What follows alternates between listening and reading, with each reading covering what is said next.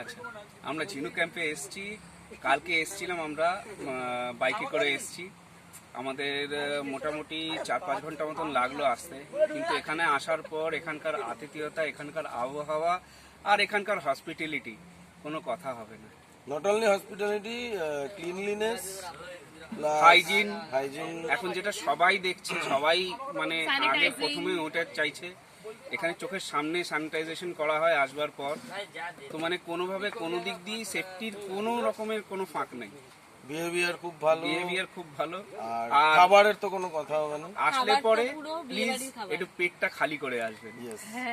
এরা কিন্তু না ভর্তি করে যেতে দেবে না, খিদে না থাকলে জোর করেই খেতে হবে। আর আমাদের সুদীপ তো he is a very nice guy, মানে ঘরের ছেলের মতন হয়ে যাবে। আর আরো যারা আছে এখানকার main point of contact Sudipta আর মইদুল, ব্যাস, মানে জাস্ট ওনাদেরকে মুখের কথা খসবার ব্যাপার, হ্যাঁ সঙ্গে সঙ্গে সব হয়ে যাবে। একদম।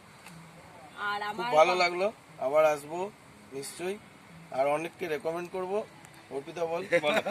আমার কথা হয়েছিল সজলদার সাথে, যিনি এখানকার ওনার, সজলদা, বর্ণালীদি, and they are very good personality আর ভীষণ ভালো মানুষ, মাই ডিয়ার পার্সন, একদম মাই ডিয়ার পার্সন। মানে মনে হবে না যে আমরা ঘুরতে এসেছি, মনে হবে এটা আমাদের সেকেন্ড হোম, আমরা নিজেদের বাড়িতেই এসেছি। এন্ড ডেফিনেটলি আসাটা একটু হেক্ট্রিক, বাট আসার পরে মনটা খুশি হয়ে যাবে, মন খুশি মনে এসে একদম খুশি মনে যাচ্ছি আমরা।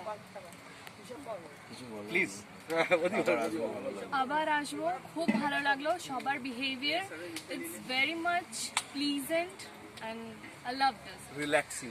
Thank you. সবাই ভীষণ ভালো, যারা সার্ভ করেছে, যারা খেয়াল রেখেছে, আর বারবিকিউ তো অসাধারণ, কোনো কথা হবে না। বারবিকিউটা ইজ দ্য মেইন, বারবিকিউটা খুব ভালো, চপ।